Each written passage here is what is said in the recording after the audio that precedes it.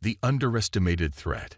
The observation deck of the Galactic Consortium's flagship Dominion offered the most impressive view in the known universe. Admiral Zorax stood with his forearms clasped behind his back, his scaled skin reflecting the starlight as he gazed at the blue-green planet hanging in the void before him. "So this is Earth," he said, mandibles clicking with barely concealed disdain. "It looks even more insignificant up close." Chief Strategist Vela moved to stand beside him. Her slender form, characteristic of the Selenian species, seemed to float rather than walk across the polished deck.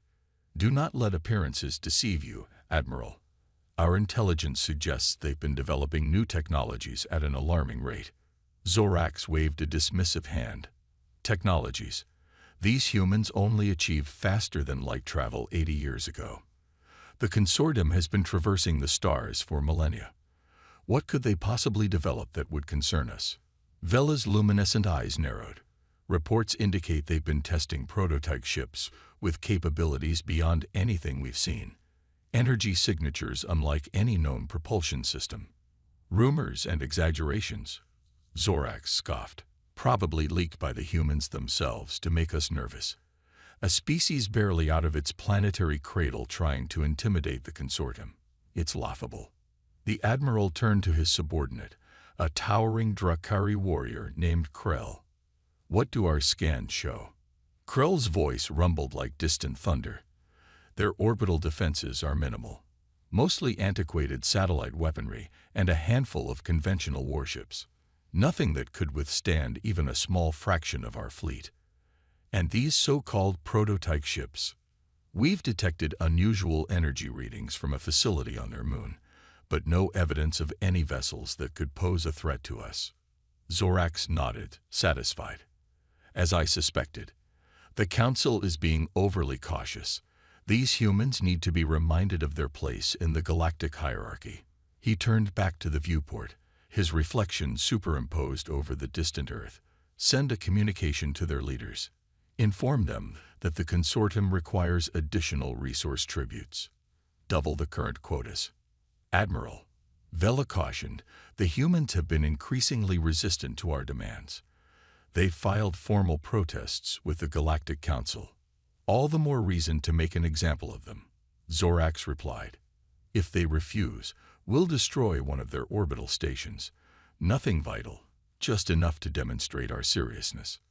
In the underground command center beneath Geneva, the atmosphere was tense as the consortium's message played on the central screen. Director Elena Chen watched the alien admiral's threats with a calm that belied the gravity of the situation. When the transmission ended, she turned to the assembled leaders of Earth's defense coalition. "Well," she said simply, "it seems the consortium has made their position clear." General Marcus Singh, commander of Earth's Space Force, shook his head in disgust. "They still think we're just a colony world they can bully into submission." "Good," Chen replied, surprising several people around the table. "Their arrogance works in our favor. How is the Phoenix?" Dr. Kavita Patel, head of the prototype division, touched her tablet, bringing up a holographic display of a ship unlike any in Earth's known fleet. Its design was elegant yet alien, with curves and angles that seemed to defy conventional engineering. "The Phoenix completed its final test run yesterday," Dr. Patel reported. "The quantum displacement drive performed beyond our expectations. The adaptive shield matrix successfully repelled everything we threw at it. And the graviton lance." She paused, a hint of pride crossing her normally stoic features. "Let's just say it exceeded projections by 327%. Chen nodded. "And the pilot?" The door to the command center opened, and a woman in her early 30s entered. Commander Area Hayes moved with the confidence of someone who had passed through fire and emerged stronger. A faint scar traced her jawline, a reminder of Earth's first disastrous contact with the consortium 5 years ago. "Ready and eager to show the consortium what humanity is capable of," Hayes said, her voice carrying across the room. General Singh looked concerned. "Director, the Phoenix is our only completed prototype. If anything goes wrong—" "Nothing will go wrong," Hayes interrupted. I've logged more hours with this ship than anyone. It's not just a vessel. It's an extension of human ingenuity and determination. Chen studied Hayes for a moment before turning back to the room. The consortium has given us 24 hours to respond to their demands. They expect submission. Instead, they'll receive a demonstration. Are we really ready for this? Asked the representative from the African Union. Once we reveal the Phoenix, there's no going back. The consortium will know what we're capable of. They've left us no choice, Chen replied. For too long, they've treated Earth as a backwater planet, useful only for resources and as a strategic position in this sector. They've exploited our people, restricted our expansion, and dismissed our potential. She looked around the table. Today, that changes. In orbit around Jupiter, hidden within the radiation belts that provided natural cover from consortium sensors, the Phoenix awaited its moment. The ship was surprisingly small compared to the massive consortium cruisers, barely 100 meters long, with a sleek obsidian hull that seemed to absorb light rather than reflect it. Inside the cockpit, Commander Hayes completed her pre-launch checks. The neural interface, another innovation the consortium knew nothing about, hummed as it synchronized with her consciousness. Phoenix to control. All systems are green, she reported. Ready for deployment on your mark. Confirmed, Phoenix. Director Chen's voice replied through the comm. Consortium fleet has rejected our response and is moving into position around our lunar colony. They're preparing to target the Copernicus research station as their demonstration. Hayes felt her jaw tighten. Over 2,000 civilians worked at Copernicus, including families with children. Time to show them our demonstration instead. Proceed according to plan, Commander. Good hunting. Hayes took a deep breath as the countdown began in her mind, projected through the neural link. The quantum displacement drive began to hum, building to a pitch that would have been inaudible to any species but humans. Phoenix launching in 3, 2, 1. The ship didn't so much accelerate as cease to exist in one location and appear in another. The sensation was unlike anything conventional space travel produced. A momentary stretching of consciousness, then sudden clarity. Where Jupiter had filled the view screen a moment before, now Earth and its moon hung against the blackness of space, and between them, the imposing silhouette of the consortium fleet. 20 warships arranged in the classic pincer formation used for orbital bombardment. Control, I have visual on the consortium fleet, Hayes reported. They haven't detected me yet. Understood, Phoenix. You are cleared to engage. Hayes allowed herself a small smile. Time to introduce ourselves properly. Admiral Zorax watched with satisfaction as his fleet moved into position around Earth's moon. The humans' response to his demands had been predictably defiant, full of high-minded rhetoric about sovereignty and rights. Such concepts were luxuries afforded to powers that could defend themselves, not upstart species barely finding their footing among the stars. Target the Copernicus station, he ordered. Minimal yield. Precision strike. We want to frighten them, not provoke the Council unnecessarily. Targeting systems locked. Admiral, Krell confirmed. Weapons charge, awaiting your command. Vila, who had been studying the data readout, suddenly stiffened. Admiral, we're detecting an energy signature. I've never seen anything like this. Source, Zorax demanded. I can't pinpoint it. It's as if it's everywhere and nowhere at once. Zorax was about to dismiss her concerns when a small object materialized directly in front of the Dominion. A ship of unfamiliar design, so close that it filled the viewport. What is that? He hissed. How did it get past our detection grid? Before anyone could respond, a voice came through on all consortium communication channels, speaking in perfect galactic standard.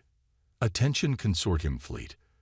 This is Commander Area Hayes of Earth Defense Forces. You are in violation of sovereign Earth space and preparing to commit an act of war against civilians. Power down your weapon systems immediately and withdraw. Zorax stared at the small ship in disbelief, then burst into laughter. One ship. The humans send one ship to challenge the might of the consortium. He gestured to his communications officer. Open a channel. When the connection was established, he spoke with deliberate condescension. Human vessel, this is Admiral Zorax of the Galactic Consortium. Your bravery is noted, but misplaced. Return to your planet and inform your leaders that for this insolence, we will now destroy 2 of your stations instead of 1. There was a pause before the human responded. Admiral, I'm detecting targeting locks from multiple vessels in your fleet. I strongly advise you to reconsider. You are in no position to advise anything. Zorax snarled. This is your final warning. No, Admiral, the human voice replied, suddenly cold. This is yours. Zorax cut the communication and turned to Krell. Destroy that insect. With pleasure, Admiral, the weapons officer replied, activating the Dominion's main particle cannon. The beam lanced out toward the Phoenix, only to bend around it as if deflected by an invisible field, continuing into space harmlessly. Impossible, Krell whispered. All ships, open fire, Zorax commanded, his composure finally breaking. The space around the Phoenix lit up as energy weapons from 20 consortium warships converged on the small Earth vessel. For a moment, the ship disappeared entirely within the blinding light of the barrage. When the fusillade ended and the light faded, the Phoenix remained, completely unarmed. Zorax stared in shock. What is this? How? Before he could finish, the Phoenix began to move. Not with the lumbering acceleration of conventional drives, but with impossible speed and grace, as if the normal laws of physics simply didn't apply. It vanished, reappearing beside one of the consortium's heavy cruisers. A pulse of energy, unlike any weapon the consortium had encountered, lanced out from the Earth ship. The cruiser's shields, designed to withstand the most powerful weapons in the known galaxy, collapsed instantly. A second pulse struck the now defenseless vessel, and the massive warship simply disintegrated, its molecular bonds seemingly severed all at once. The bridge of the Dominion fell silent as the cruiser, a ship that had survived battles across 3 galaxies, dissolved into a cloud of particles. By the eternal void, Vela whispered, what have the humans created? Humanity's reckoning. The destruction of the consortium cruiser hung in space like a ghostly shroud, a dissipating cloud where a mighty warship had been moments before. On the bridge of the Dominion, Admiral Zorax stood frozen, his mind struggling to process what his eyes had witnessed.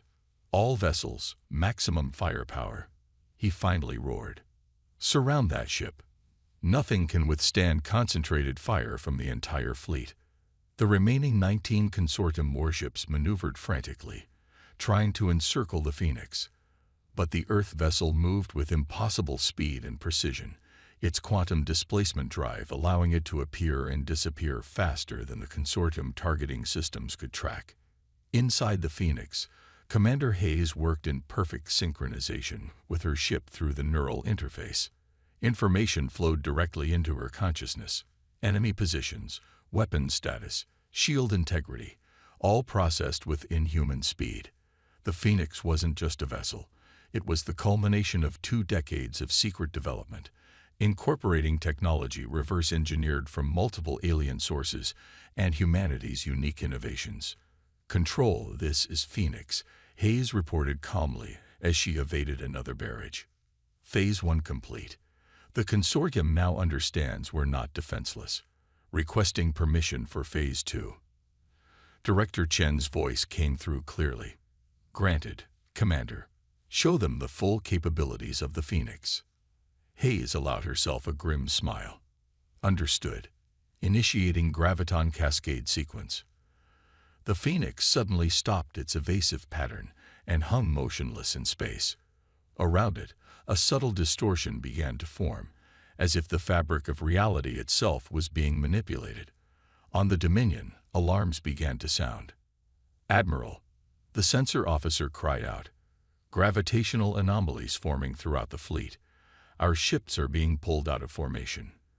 Zorax watched in horror as his perfectly arranged fleet began to drift, irresistibly drawn toward the small human vessel.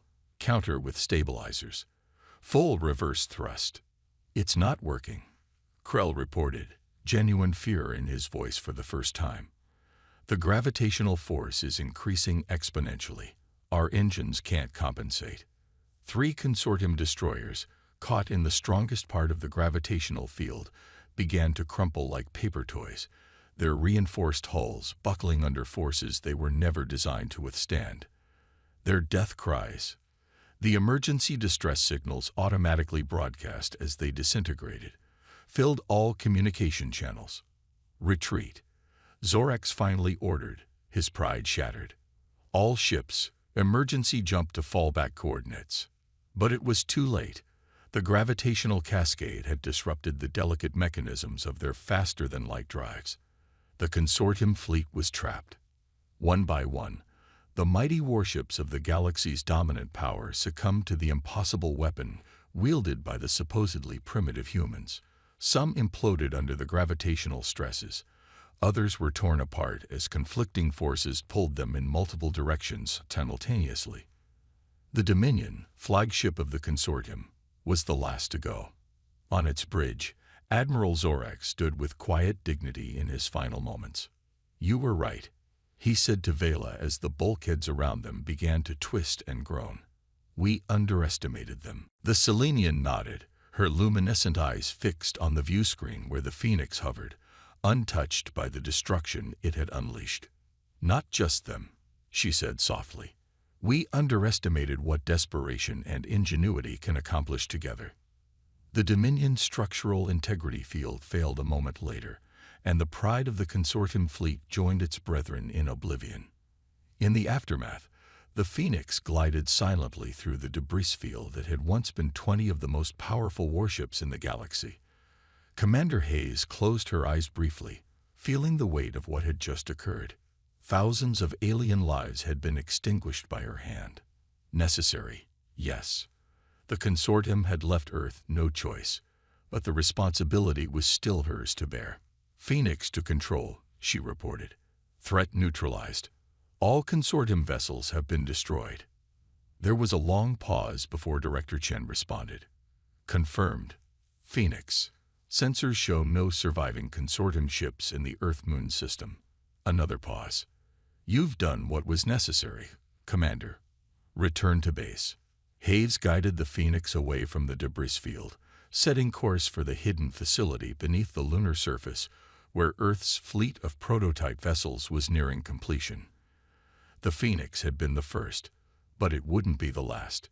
Within 6 months, humanity would have a dozen ships with similar capabilities, just in time for the consortium's inevitable response. The news spread across the galaxy at the speed of light. 20 consortium warships, including the flagship Dominion, destroyed by a single Earth vessel. The impossible had happened. A nascent spacefaring species had humbled the greatest power in known space.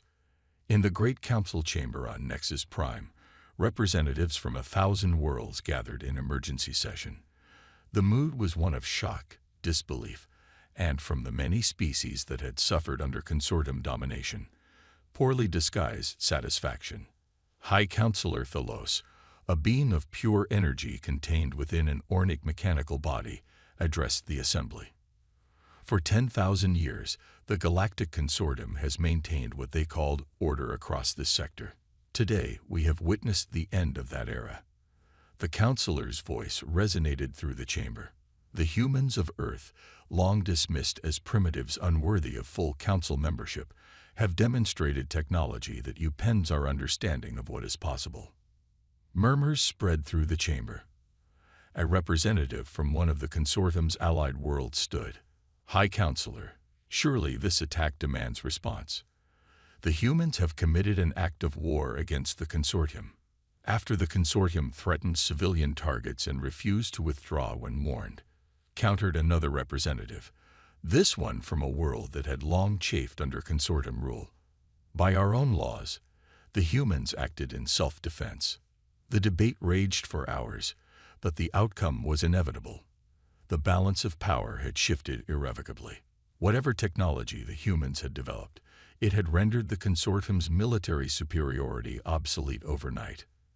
3 days after the battle, Director Chen and Commander Hayes stood in the Oval Office of the White House, facing the President of the United Earth Coalition. "The consortium has withdrawn all forces from our system," the President informed them. "Furthermore, the Galactic Council has granted Earth full membership status and recognized our sovereignty over the entire Sol system." "They fear us now," Hayes observed, her voice neutral. "They respect us," Chen corrected. Fear and respect often look similar in galactic politics, but there's a crucial difference. Fear leads to hatred and eventually retaliation. Respect can lead to cooperation. The President nodded, which is why our next steps are critical. The Phoenix and its sister ships give us the ability to defend ourselves, but they also give us leverage to negotiate a more equitable relationship with the galactic community. "And if negotiation fails?" Hayes asked. "Then we demonstrate that the destruction of the consortium fleet wasn't a fluke," the President replied grimly. "But I hope it doesn't come to that. Humanity didn't reach the stars to continue the cycle of violence that nearly destroyed us on Earth." Hayes looked out the window at the Washington Monument, gleaming in the morning sun. "Yet we built the Phoenix as a weapon." "We built it as a shield," Chen countered. "A deterrent. The fact that we had to use it once doesn't mean we must use it again." The President rose from behind the desk. "Both of you have served humanity with distinction. The Phoenix Project has secured our place among the stars. But now we face a different challenge, proving that we deserve that place not just through strength, but through wisdom." Hayes nodded slowly. "The consortium underestimated us because they couldn't imagine that a young species could match their technological achievements. We shouldn't make the same mistake of underestimating the power of diplomacy just because we now have the stronger hand." "Exactly," the President agreed. "Tomorrow, I address the world and announce our new status in the galactic community. The day after, we welcome representatives from the Galactic Council to begin formal diplomatic relations." The President smiled. "And Commander Hayes, they've specifically requested to meet the pilot of the Phoenix." Hayes raised an eyebrow. "Me? Why?" "Because you're the face of humanity's emergence as a power to be reckoned with," Chen explained. "The woman who single-handedly defeated the consortium fleet." Hayes frowned. "I just piloted the ship. It was the work of thousands of scientists and engineers that made it possible." "That's exactly why you're the perfect representative," the President said. "You understand that our strength comes not from individual heroics, but from our collective ingenuity and determination." As they left the Oval Office, Hayes and Chen paused in the Rose Garden. Above them, barely visible in the blue sky, a new constellation of lights had appeared. The Galactic Council's observation vessels, maintaining a respectful distance from Earth. "Everything changes now," Hayes said quietly. Chen nodded. "Humanity has stepped onto the galactic stage. We've proven we can defend ourselves." She turned to face the commander. "Now we need to prove we can be more than just warriors." Hayes looked up at the distant ships, thinking of the Phoenix waiting in its lunar hangar and the fleet of sister ships nearing completion. Weapons of unprecedented power, created by human hands. "We will," she said with quiet confidence.